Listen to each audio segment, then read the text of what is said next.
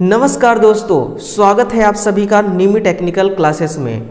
देखिए, जो एनवीएस है यानी कि नवोदय विद्यालय समिति, इसकी तरफ से जो आईटीआई डिग्री डिप्लोमा, इसके अलावा भी अदर क्वालिफिकेशन वाले विद्यार्थियों के लिए इसमें जो वैकेंसी आई है ना, उस वैकेंसी से रिगार्डिंग आज हम कुछ ये पॉइंट है, इस पॉइंट को मैं क्लियर करूँगा इस वीडियो के माध्यम से। देखिए, किसी भी फील्ड का कोई भी नोटिफिकेशन जब आता है तो उनका इतना लंबा चौड़ा पीडीएफ होता है कि उस पीडीएफ को पढ़ना, थोड़ा समझना कंफ्यूजन वाली बात हो जाती है ना। तो मैं आज उसको सरल भाषा में और सरल तरीके से आप सभी के सामने पेश करूंगा।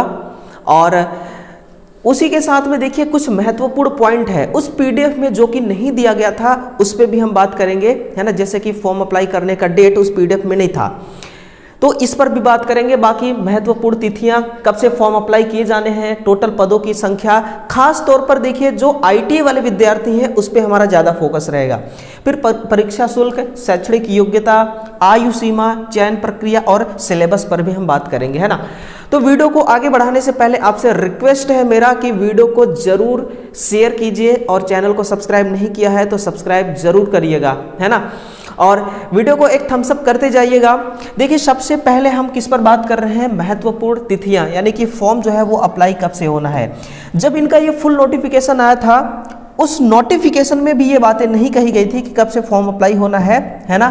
तो देखिए, एप्लीकेशन जो है ये फॉर्म अप्लाई कब से होना है, 22 मार्च 2024 से, यानी कि फॉर्म अप्लाई होना स्टार्ट हो चुका है ना। तो इसका एलिजिबिलिटी क्राइटेरिया सुनिएगा, अगर आप उस क्राइटेरिया के अंदर आते हैं तो आप फॉर्म को जरूर भरना। फिर इसी के बाद देखिए, इसके बाद है आपका लास्ट डेट फॉर, यानी कि फॉर्म अप्लाई करने का जो लास्ट डेट है 30 अप्रैल 2024 तक आपका फॉर्म अप्लाई होगा। और जो इसका लास्ट डेट है फीस वगैरह जमा करने का, वो भी इतना ही है ना। एक बात ध्यान रखिए कि इसमें फॉर्म अप्लाई करते समय आपको गलतियां नहीं करना है, क्योंकि करेक्शन करने का डेट जो है अलग से इसमें नहीं दिया गया है।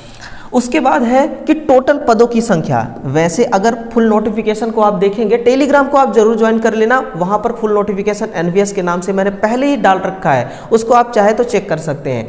उसमें बहुत सारी पोस्ट हैं, लेकिन मैं उस पोस्ट को आपके सामने रिप्रेजेंट कर रहा हूं जिसमें नंबर ऑफ वैकेंसी ज़्यादा है। जैसे कि इलेक्ट्रीशियन वालों के लिए, जो कि इसमें आईटीआई क्वालिफिकेशन मांगा गया है, इलेक्ट्रीशियन कम प्लम्बर, ये इनका पोस्ट है। इसमें टोटल नंबर ऑफ वैकेंसी है 128। फिर है लैब अटेंडेंट, इसमें 161 है। फिर है मेस हेल्पर 444, सबसे ज़्यादा नंबर ऑफ वैकेंसी इसी में है, देखिए मेस हेल्पर में, है ना।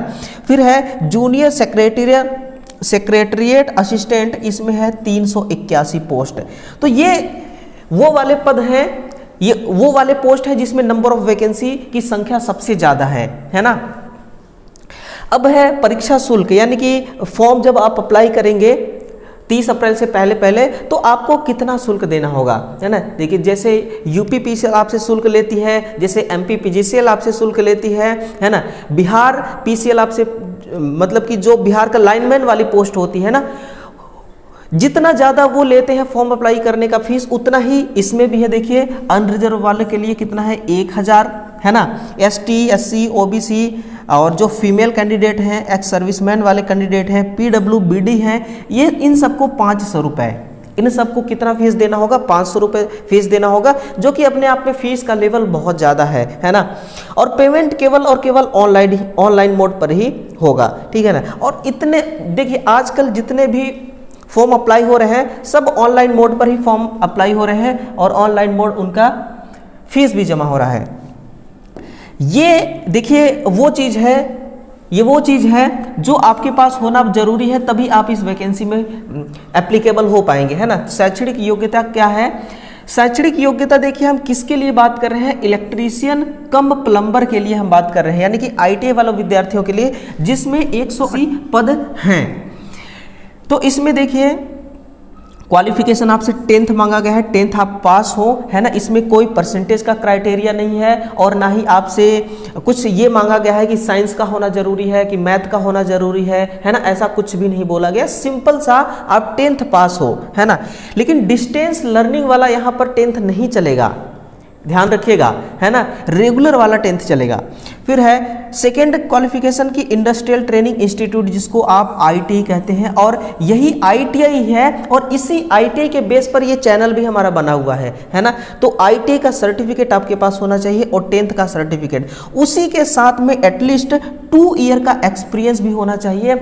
और इलेक्ट्रिकल इंस्टॉलेशन यानी कि विद्युत स्थापना और वायरिंग, है ना, प्लम्बिंग, इन तीनों में से कोई एक आपके पास 2 साल का एक्सपीरियंस है, और ये तीनों क्वालिफिकेशन यदि आपके पास है तो फिर आप बिल्कुल एलिजिबल हो जाएंगे फॉर्म को अप्लाई करने के लिए। कौन से विद्यार्थी? जो इलेक्ट्रीशियन कम प्लम्बर पोस्ट के लिए अप्लाई करेंगे, यानी कि ITI इलेक्ट्रीशियन वाले विद्यार्थी, है ना।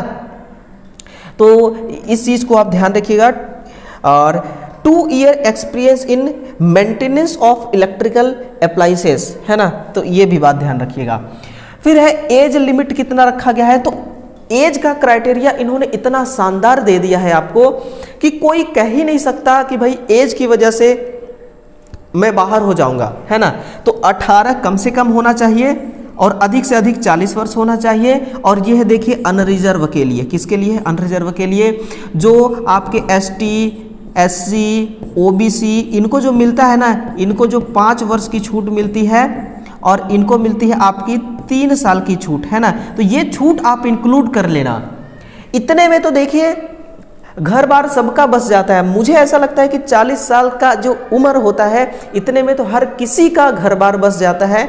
तो वो भी अगर उनके अंदर भी अभी देखिए जोश, जज्बा या फिर उत्साह है नौकरी पाने का, तो फिर देखिए आपके लिए भी ये है नौकरी। बाकी तो ऐसे विद्यार्थी जो अभी बिल्कुल नौजवान हैं, जो अभी ITI किए हुए हैं, है ना, और जो तैयारी, जो कंपटीशन लड़ने के लिए, कंपटीशन फाइट करने के लिए बिल्कुल तैयार हैं, है ना, उनके लिए तो ये है ही। फिर है आपका परीक्षा पैटर्न्स।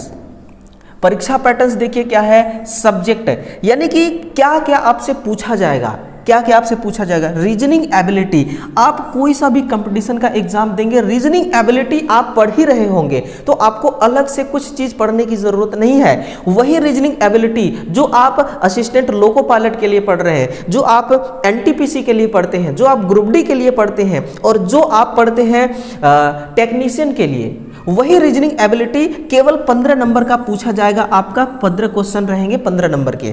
जनरल अवेयरनेस सब कुछ वही पुराना ही है ना, 15 नंबर के 15 क्वेश्चन रहेंगे। फिर लैंग्वेज कंपटेंसी, ये 30 नंबर का पूछा जाएगा, है ना, 30 क्वेश्चन। और कंसर्न्ड ट्रेड का मतलब होता है कि ITI का ट्रेड, है ना, इलेक्ट्रीशियन का जो थ्योरी है उससे आपका 60 क्वेश्चन पूछा जाएगा, है ना। यही क्या है, ये है आपका बोन्स मैरो। ये क्या है? Bones marrow.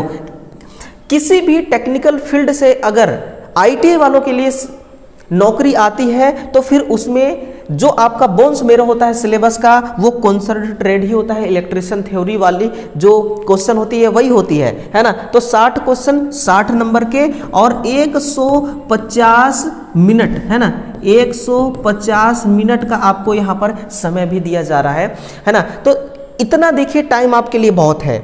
अगर आपकी तैयारी में दम है, अगर आप लंबे समय से तैयारी करते आ रहे हैं ना, तो ये जो नॉन टीचिंग वाली पोस्ट है NVS की नवोदय विद्यालय में, बहुत बढ़िया जॉब होता है, बहुत ही मस्त जॉब होती है ना। नवोदय विद्यालय जो होते हैं उनके अंदर आपको इलेक्ट्रीशियन का पोस्ट मिलेगा और वहीं अंदर ही अंदर आपको सब कुछ करना होता है। किसी फैक्ट्री में नहीं जाना है, ना धूल धुआं खाना है, ना धूप खाना है ना। बस बहुत ही मस्त मौला वाली जॉब है, बहुत ही बढ़िया है। दबा के मेहनत करो दोस्तों, पूरे ईमानदारी के साथ मेहनत करिए और फिर इस नौकरी को लीजिए। फिर सिलेक्शन प्रोसेस के बारे में नजर डालें तो जो आपका सिलेक्शन प्रोसेस यानी कि चयन प्रक्रिया है, सबसे पहला फेज 1 में आपका CBT एग्जाम होगा, कंप्यूटर बेस्ड टेस्ट होगा। सिंगल CBT से आपका सिलेक्शन होने वाला है, ध्यान रखिएगा। फिर फेज 2 जो है आपका स्किल टेस्ट है ना। ये क्या है? Skill test. और स्किल टेस्ट से आपको डरना नहीं है और ना ही घबराना है। स्किल टेस्ट कोई बहुत वो नहीं होता है, स्किल टेस्ट बहुत टफ वाली फेज ये नहीं है, बहुत ही नॉर्मल स्किल टेस्ट होता है। फिर फेज 3 में आपका डॉक्यूमेंट वेरिफिकेशन होगा। अगर इन सब में आप पास हो गए तो फिर ज्वाइनिंग लेटर आपके घर तक पहुंच जाएगी, है ना। तो है ना इनका सिंपल सा सिलेक्शन प्रोसेस, ठीक है ना। फिर अगला देखिए, अगला इनका क्या है कि सैलरी के बारे में जानिए, क्योंकि आप इतना मेहनत करेंगे, आप इतना दिन रात एक करेंगे, दिन रात एक करके आप तैयारी करेंगे, तो आपको इसके बदले में मिलेगा क्या, है ना। पूरे ईमानदारी से आप जॉब करेंगे तो इसके बदले में आपको मिलेगा क्या, तो वो चीज़ें सुनिए। इलेक्ट्रीशियन कम प्लम्बर के लिए मैं बात कर रहा हूँ, इनके लिए जो लेवल 2 होता है इसमें जो सैलरी होती है 19,900 रुपये सैलरी होती है और मैक्सिमम 63,200 रुपये तक जाती है ना। ये क्या है, इनका पे मैट्रिक्स है और हर महीना में 19,900 रुपये आएगा, प्लस इसमें बेनिफिट भी जोड़िए, प्लस इनमें HRA, DA और ग्रेचुटी, बहुत सारी सुविधाएं, बहुत सारी अलाउंसेस मिलते हैं, है ना। और आपको रहने की सुविधा भी मिलेगी, वहीं स्कूल में ही रहने की सुविधा मिलती है। जैसे कि बच्चों को पढ़ने के लिए हॉस्टल बना होता है ना, उसी प्रकार से आपके लिए भी वहाँ पर रूम मिलेगा रहने के लिए, बढ़िया मस्त वाली रूम मिलेगी, तो आप वहाँ पर रहेंगे। ऐसा नहीं कि आपको 4 किलोमीटर या 10 किलोमीटर दूर से चल करके ड्यूटी के लिए जाना होगा, है ना। मस्त बढ़िया जॉब है, सारी सुविधाएं हैं और सारी सुविधाओं को जब आप जोड़ेंगे तो लगभग कितना 25 प्लस सैलरी आपकी चली जाएगी, 25,000 प्लस सैलरी चली जाएगी, है ना मस्त जॉब। फिर जूनियर सेक्रेटेरियल असिस्टेंट JNV वालों के लिए कितना है, वही सैलरी, बिल्कुल कॉपी सैलरी है। फिर है लैब अटेंडेंट के लिए लेवल 1 की सैलरी 18,000 से लेकर 56,900 और फिर आपका मेस हेल्पर जो है ये है लेवल 1 की 18,000 और मैक्सिमम कितना है 56,900, है ना। तो ये चीज़ है, ये सैलरी जो 25 प्लस मैं आपको बता रहा हूँ समथिंग, ये आपके कट पिट के आपके अकाउंट में जाएगा, है ना। PF वगैरह कटती है और PF तो देखिए कटना बहुत ज़्यादा ज़रूरी है, ये आगे चल के बहुत काम आती है, ठीक है ना। तो यही देखिए सारी चीज़ें हैं जो मैंने आप तक शेयर किया। बहुत बढ़िया नौकरी है, बहुत बढ़िया जॉब है, देखिए इसको आप बिल्कुल भी मिस मत होने देना, है ना। अब थोड़ा सा हम बात किसके लिए कर रहे हैं कि भैया जो टेक्नीशियन वाले विद्यार्थी हैं ना, जो फॉर्म अप्लाई कर रहे हैं, अब फॉर्म अप्लाई करने का भी डेट देखिए धीरे धीरे आधा तो कंप्लीट हो ही चुका है, ठीक है ना। तो ऐसे विद्यार्थी जो फॉर्म को अप्लाई नहीं किए हैं उनके लिए और ऐसे विद्यार्थी जो फॉर्म को अप्लाई कर चुके हैं उनके लिए, दोनों के लिए ये वीडियो है। कुल कितने फॉर्म भरे जा चुके हैं, है ना, इस पे हमने बात की है इस वीडियो में। सबसे सेफ जोन कौन सा है ना, ये सारी चीज़ें हमने बात करी है इस वीडियो के माध्यम से। तो ये जो वीडियो आप देख रहे हैं इसके डिस्क्रिप्शन बॉक्स में इस वीडियो का लिंक मैं डाल दूंगा, है ना, वहां से आप इस वीडियो को वॉच कर सकते हैं। इस वीडियो को जरूर देखिएगा, ठीक है ना। बहुत अच्छी वीडियो है, बहुत ही दिलचस्प ले रहे हैं स्टूडेंट, बहुत ही शान से देख रहे हैं इस वीडियो को और जानकारी गेन कर रहे हैं। तो चलिए दोस्तों, ये सेशन कैसा लगा आपको, वीडियो को शेयर जरूर करिएगा, है ना, और चैनल को भी सब्सक्राइब करिएगा। अपना ख्याल रखिए और दूसरों का भी सम्मान करिए, अपने से छोटों को प्यार दीजिए। इसी प्रकार से आप अपने इस जीवन की यात्रा को, इस सफ़र को यूं ही जारी रखिए और संघर्ष करने से बिल्कुल भी मत कतराइएगा। बिल्कुल ईमानदारी से आपको मेहनत करना है और फिर पूरे ईमानदारी से इस जीवन के सफ़र को जीना है, ठीक है। तो मिलते हैं अगले सेशन में दोस्तों, तब तक के लिए दिल से आप सभी का बहुत बहुत धन्यवाद।